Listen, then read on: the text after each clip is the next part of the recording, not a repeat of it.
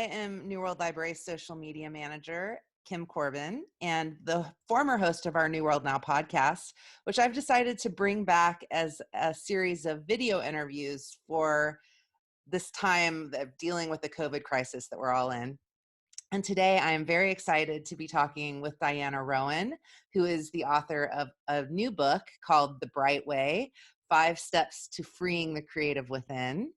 And she's been doing amazing Facebook Lives on her own Facebook page. And I thought when I'm just getting going on this, like, I want to talk to her. So Diana, thank you so much for being here with me today. Thank you. It's a delight. Yeah. So what really caught me about what you were talking about was how important creativity is, right? It's always important, but why it's especially important right now. Would you talk a little bit about that? Yeah. So for me, creativity is about directly engaging with whatever you're doing. So creativity means you're actually living life directly with whatever is in your life. It's not just about playing piano and writing books and things like that. So when you actively engage with your life, so it could be with your cooking, it could be right now with a conversation, right? We're being creative, we're actively engaging. When you actively engage, you basically reconnect to yourself and you reconnect to others and to the world at large. And it's something you can do no matter what the circumstances. And in our life right now, many circumstances have changed. Our usual things that we go to, for comfort and fulfillment may not be there anymore. But that doesn't mean that we can't feel connected. In fact, we can perhaps feel more connected than ever. Because when we engage with our creativity, which is innate inside us, then we end up connecting to ourselves again and to the world. So I feel like creativity is a great answer to this situation where, number one, we're stuck inside and maybe we're wondering what to do. No worries. It's going to be being creative. And if we start to feel isolated or alone, creativity is ultimately all about connecting. So I feel like creativity addresses, both the things that are right in our face right now. Yeah, I've been noticing, just as my work life has slowed down and the world has slowed down, how like the simplest acts feel special. And I think that's like a shower can be creative.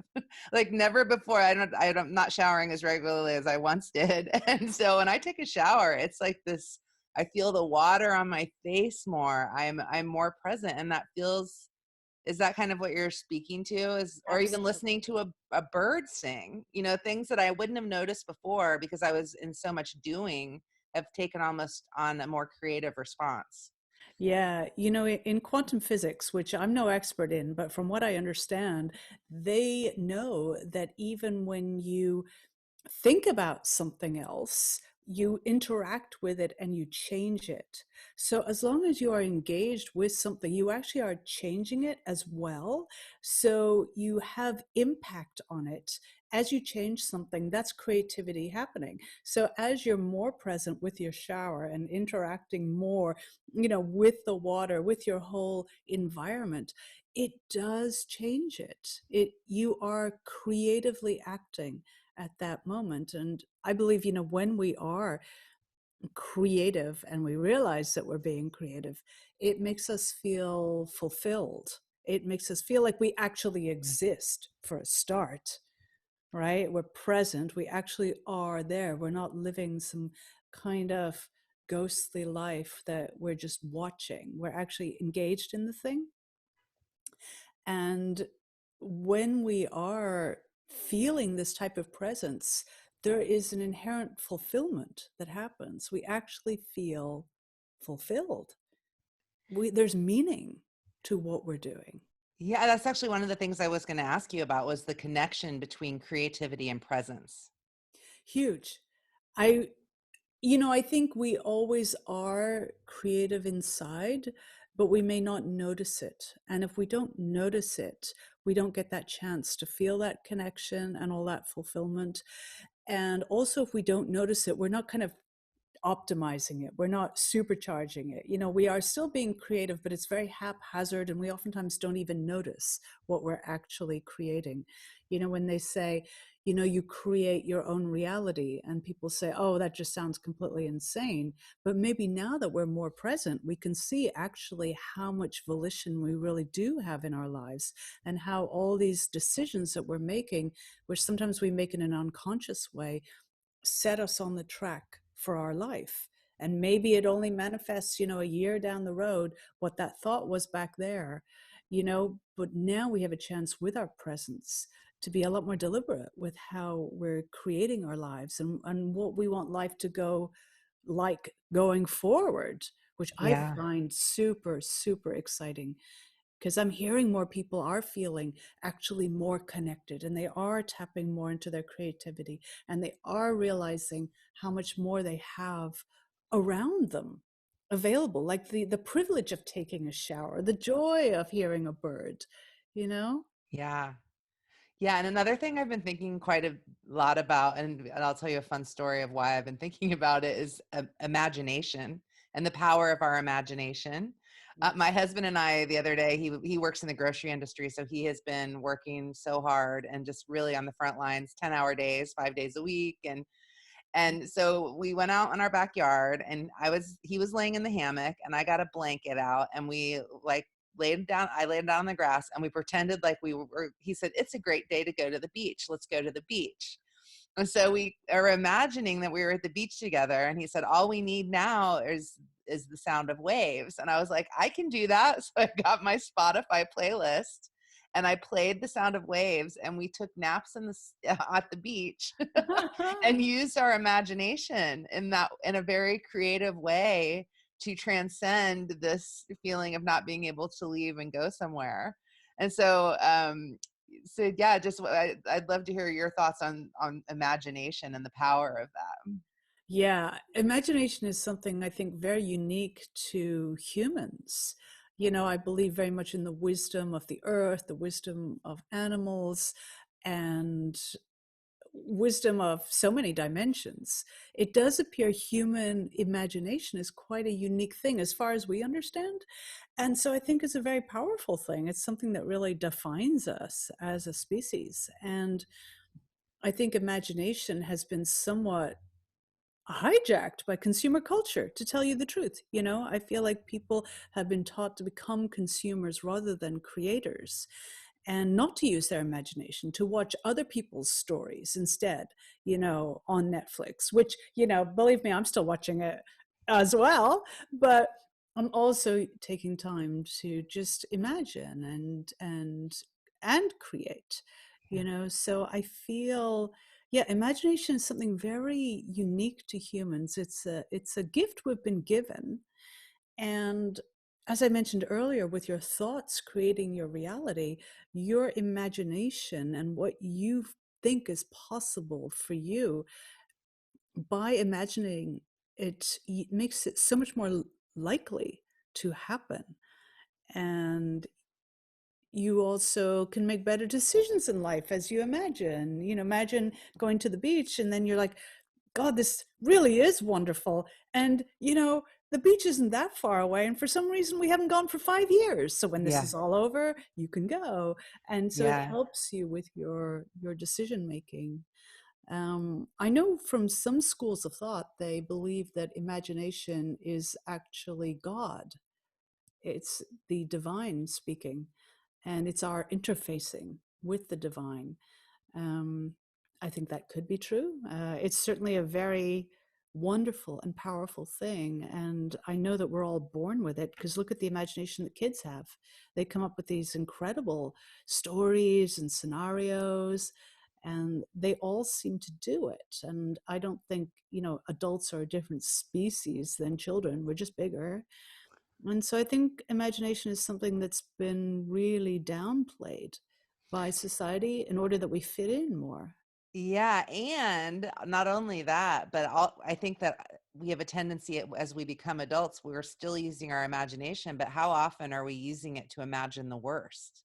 So we imagine, what would it be like if I got sick, or if my friend got sick, or if I don't have the money to pay the rent that I need, and then it's so easy to let our imagination and our minds go off in that direction rather than really focusing them, being present and focusing them in that way.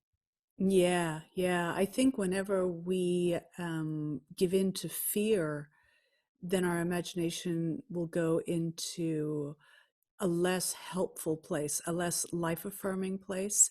I think we can look at difficult scenarios and say, oh my goodness, in reality, I don't have enough to pay the rent. What am I going to do? What am I going to do about this? How do I fix this? So we don't have to go into a place of fear like, oh, because this is the case, I don't have enough money to pay rent, then all these other things are going to happen. Right. We can just say, oh, I look at this situation.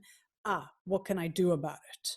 And Yeah. then your imagination can spring into life again. But yeah, I totally agree. If we allow our imagination to go into a place of fear, a place of life denying, a place of non-possibility of growth, uh, that can be a very, very dangerous thing because, yeah, the imagination is powerful, and Right. that It's goes both the ways. creative visualization, which is one of the books that started New World Library. The power Absolutely. of using it for good, but if we're not conscious about it, it can definitely create things we don't want to. Yes, I totally agree with you. And yeah, perhaps this is something that really does need to be called out more. Yeah. We say negative self-talk and stuff like that, but really it is visualizing uh, an undesirable outcome. Why would we do that? It doesn't mean we have to be in denial. I mean, just saying like, oh, I see this situation for what it is. Okay, what can I do about it? Right. What's the creative response to it? Yes. Yeah. Yeah. Yeah. Yeah. Love that. Well, tell us a little bit about your book, The Bright Way. Yeah. So the Bright Way is 5 steps to freeing the creative within, because as I mentioned, everybody is creative. Everybody has creativity inside them. It's not a gift that's just for the chosen few. And when we are creative, it brings us back to connection. And I feel connection is truly what we desire as humans. We were just talking about fears. A lot of fears involve disconnection, being afraid of being disconnected, from your body, from others, all this kind of stuff. So connection is really what we're looking for.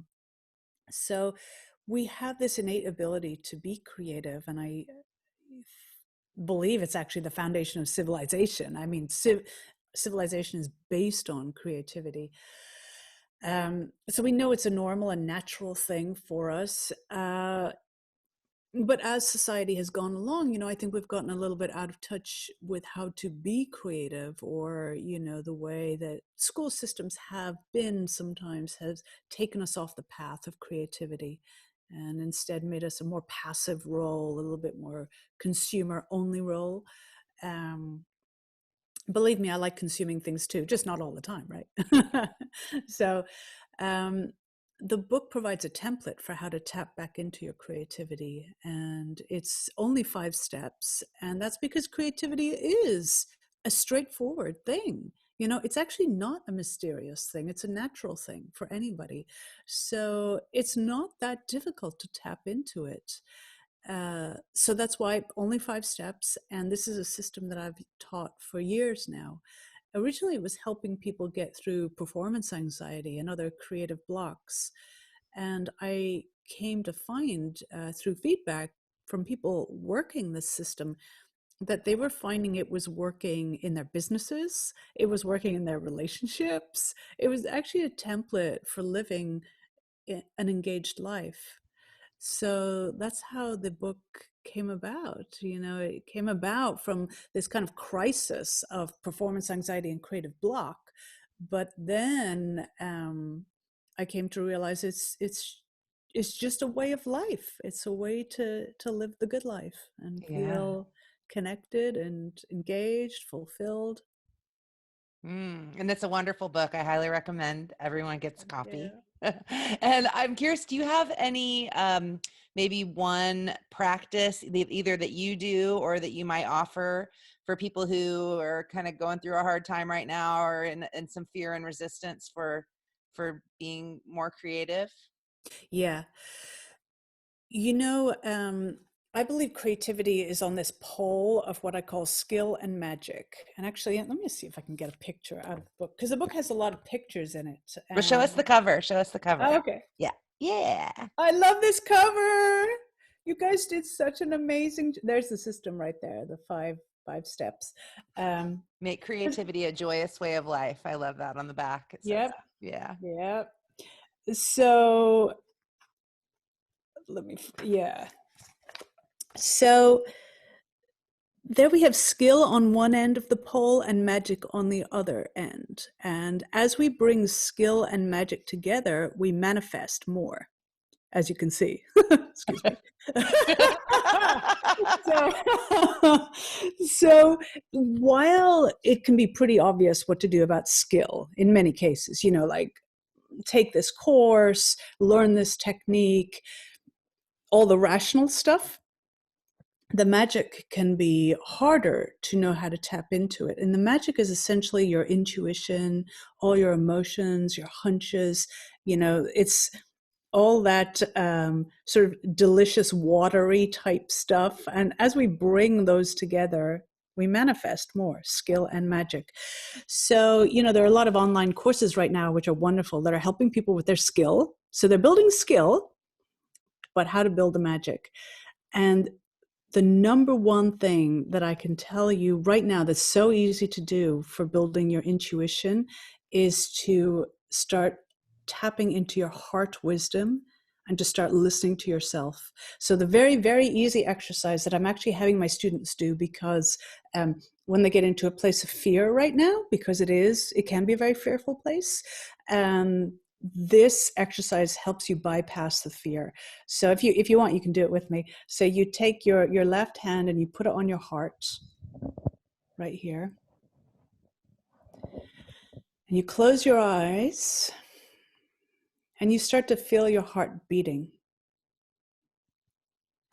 And you feel that energy that is so faithful. It's staying by you constantly. It's always with you. You know, when we talk about heart energy, it can seem quite metaphorical, but this is literal heart energy. Here it is. And as you feel it faithfully beating away, sending out that unconditional love, keeping you alive through everything, breathe in that energy. Let that energy infuse your entire body. So you're taking a big breath in and drawing that heart energy down to your pinky toes, up to the crown of your head. And then as you breathe out, you're also surrounding the world with this loving energy. So you breathe in, breathing in your heart energy. So you're getting this wisdom from your heart. It's already inside you. You don't need to go searching anywhere for it. Feel filled up with that energy. It's a place of love, not fear. And then breathe it out and share it with the world. Or just share it with your cat, your husband, your environment right now. It doesn't have to be anything huge. Those are pretty huge, actually, right? In our lives. I think we're realizing now how important everything is. And let's do it one more time, checking in with that heart energy, and we're feeling our heart beat. It is there. It is undeniable. It is not metaphorical. Breathe in that loving energy, thanking your heart for its faithful service, filling up your entire body. And breathe it out to surround you in this protective love that you're radiating. It's lovely. Yeah. How did that feel? Wonderful. I've really been trying to put my hand on my heart quite a bit lately and connecting there. So it was pretty natural. And I love the breathing it out into the world. Yeah. Yeah. Oh, thank you. So yeah, when you are tapped into this energy, which no matter what state you're in, you can put your hand on your heart. It's a very simple act. When you do this, you're starting to listen to your heart. And honoring your body. and honoring your body. So the body wisdom as well. And so my sort of next level recommendation from this practice is just notice what your thoughts are after doing this practice, and listen to yourself. Really start getting used to listening to your voice. The more you listen to your true voice, the heart voice, rather than the head voice, which I love, but it can get a little crazy, right? Connect here and then start listening to what you say to yourself. That's your intuition growing. Thank you for that.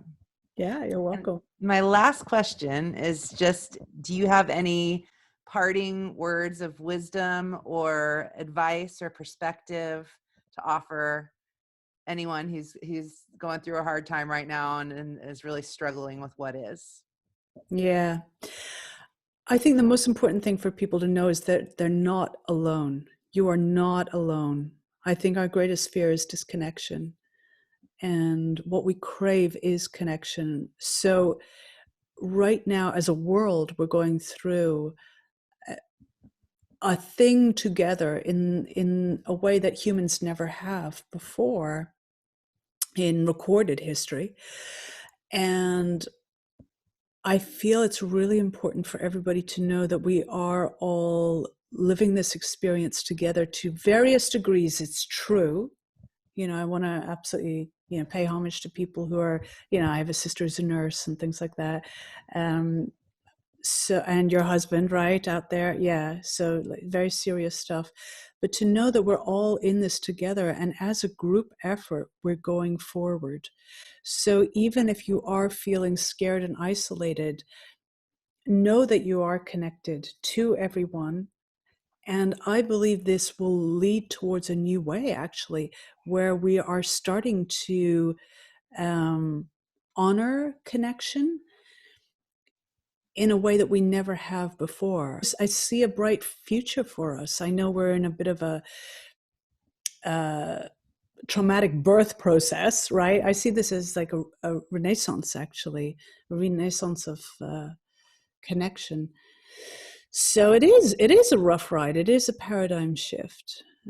But I think we have a great deal to look forward to, and just keep connecting to that heart energy. Keep imagining the outcome that we want to have of more connection. And I truly believe it's already in process. I don't think we can go back to our lonely old ways.